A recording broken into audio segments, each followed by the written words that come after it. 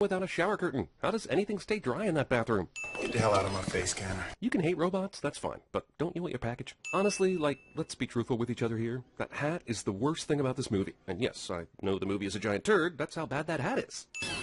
Excuse me, sir. Main character's disdain for robots absolutely hammered home by the 4-minute mark. If you've come for subtlety, oh, hell no. Also, if the robots have all the jobs, what's the unemployment rate like in 2035? Closing in on 50%? God damn it, young Shia LaBeouf dragged this movie into him, didn't he? Stop cussing, because you're not good at it. That's for sure, but still, he said, let me borrow your damn ass keys, which is more an assault on basic grammar than it is an assault on cussing. Actually, he barely even cussed. Whatever, I already hate this movie. Nice going, movie. At the beginning of Spooner's sneaky crawl, he's only at the second opening in the hallway, but as soon as Gigi says, "You talk to Marcy?" he makes it all the way to the stairs, making Spooner the fastest stealth crawler in the world. Congratulations! When I was coming up, we didn't just marry someone, then divorce them, then not talk to them. Ah, old granny, you're as stuffed with exposition as you are old. Sweet potato pie. Why the hell does he keep eating pie like this? I don't know. I don't live in the future, but isn't assuming a running robot carrying a purse is a thief kind of a huge leap in logic? Freeze! Hey, stop! This robot is violating the second law. You've already forgotten the laws, you say? Me too. This is a long-ass parking garage. I think it's about time we recognize Will Smith's Tom Cruise-like ability to run in most of his movies. Men in Black, Men in Black 2, I Am Legend, I, Robot, Bad Boys 2, Enemy of the State, Hancock, Suicide Squad. You are an asshole. Character development via eyewitnesses. But since she's right, I'm mostly okay with this. He is an asshole. How many robots have ever snatched a purse? To be fair, snatching a purse is not in violation of any of the laws. Theft isn't technically harmful. And when you're a robot, everything is technical. Discount Stark Tower Khalifa. I'm sorry. My responses are limited. You must ask the right questions. Dr. Lanning programmed his response hologram just ambiguous enough to move the plot forward just a little bit during each interaction, because nothing makes a movie more interesting than a scavenger hunt. Why would you kill yourself? That, detective, is the right question. Yet we still don't receive an answer. Program terminated. How and why did you record a program of your future interaction with a detective investigating your death before? Oh, forget it. This movie's IMDb score is low enough, I bet I can fake my way through this Sugar. For the coffee. Sugar? Ah. Oh, you thought I was calling you Sugar. Ladies and gentlemen, comedy. I don't know, maybe you simply would have banned the internet to keep the libraries open. You motherfuckers closed the libraries? Monsters. That's the most f***ed up thing in this entire movie. Lawrence told me to accommodate you in any way possible. Really? Being pretty rapey. Little known fact, Tom Brady left girlfriend and baby mama Bridget Moynihan for Giselle because of how bad this movie turned out. True story. Danny Amendola told me. Apologies. There appears to be data corruption. So no video of the suicide murder? Great. This might as well be set in the 50s based on the evidence he has to go on. Also, Spooner, who has been overly suspicious of everything thus far, glosses over the data corruption excuse without any further questioning or investigating. Every time he puts on the hat, this motherfucker takes the extra time to ensure the left side is covering 30% of his ear, and it's maybe the most annoying thing ever, not having vertigo. Not these laws. They're hardwired into every robot. How are they hardwired exactly? Are there 3 separate first, second, and third law wires that are installed? A robot can no more commit murder than a human could walk on water. Well, you know, there was this one guy. Stealing the if he's not guilty, why did he run motive from every episode of Matlock ever. Holy robots constructed to serve coffee and be butlers were also constructed to survive 18-story jumps. And mostly I'm just asking, why? Police! He got down here that fast? F***ing no. F***ing not bloody likely. Jesus. Thank God he hit the whatever with his bullet that conveniently drips out liquid mercury 1 drop at a time so he could track this thing. I mean, imagine if that hadn't happened. You've heard it. Badly. Badly is an adverb, meaning that the method Will Smith used to hurt the robot was poor, when what you mean to say is that the robot's wounds are severe. Do you see me on the phone? All the more reason you shouldn't be driving. Audible skidding sounds from a hovering car. So where's everybody? This facility was designed, built, and is operated mechanically. So, are you the first humans ever to set foot here? Where are the checks and balances, people? I want to trust robots as much as the next guy, but I can't do that as long as I know you're letting them run this free. Why give robots super strength? You're just asking for an army of passionless creatures that can't be defeated. All of those SWAT team bullets managed to miss. Insert Stormtrooper joke here. All those bullets, and you simply needed to think like Spider-Man to bring him down. What if I'm right? After several minutes of the boss explaining how stupid his theory was, this guy still changes said boss's mind with a simple what if I'm right.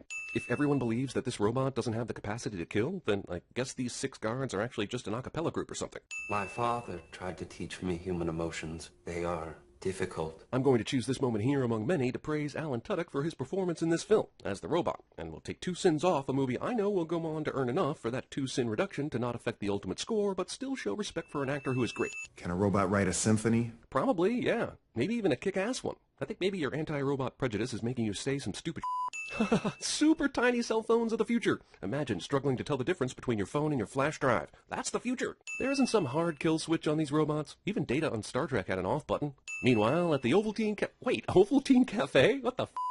You want me to call your grandmother? Because I will, you know. How cop bosses talk to their detectives. Total $46.50. Inflation.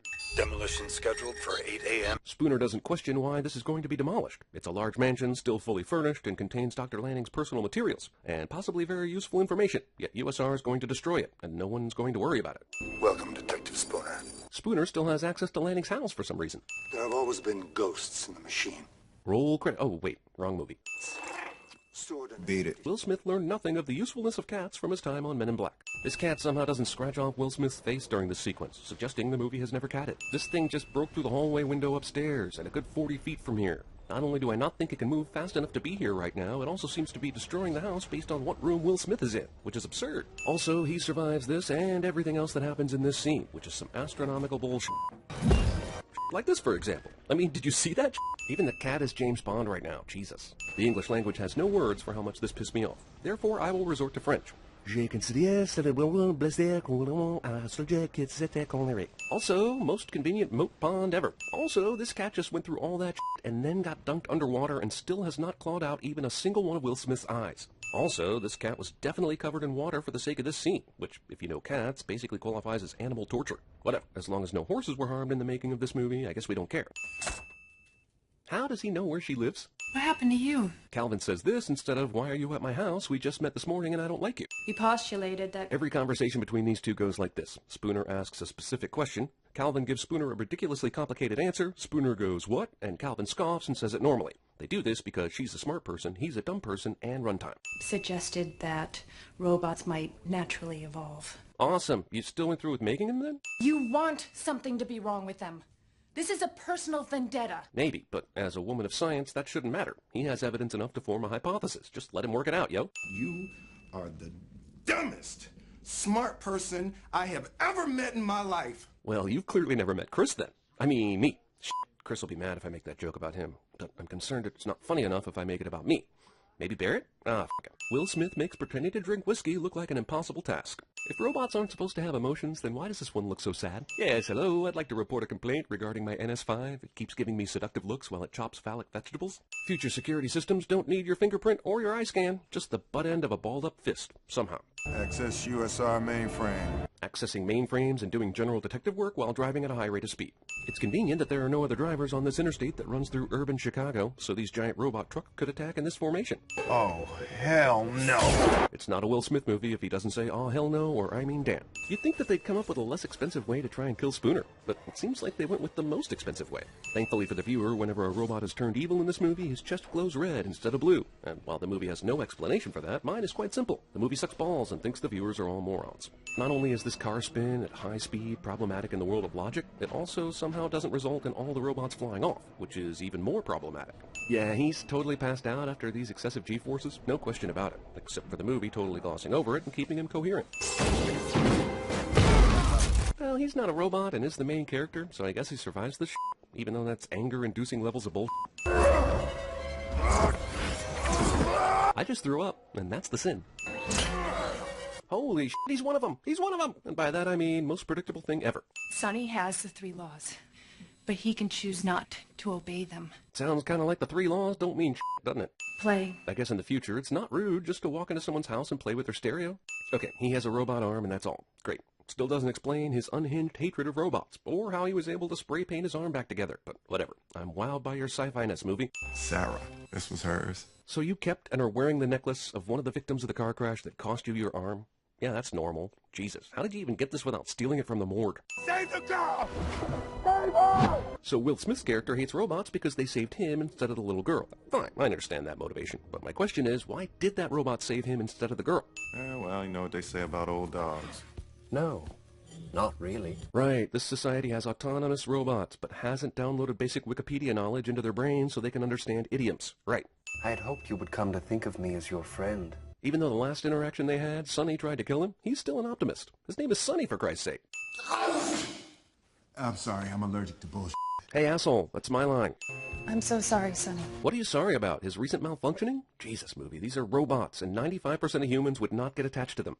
Will it hurt? Why did these humans program this robot with the concept of pain? Why the f*** were you wearing sunglasses? It's f***ing nighttime, dude. Why is it that when robots are stored in an empty space, they will group together rather than stand alone? Why are they all still on? And how did they not run out of power in those crates? The 3 laws apparently led to robot chaos. Fine. But why did said robot chaos begin without warning and devolve within minutes into a scene out of Gangs of New York? Upon seeing a single human, these robots stopped beating up other robots and collectively chased said human. Because reasons? Why were they beating up other robots just before this, only to shift into human hating mode on a dime? Do they no longer want to beat robot ass as well?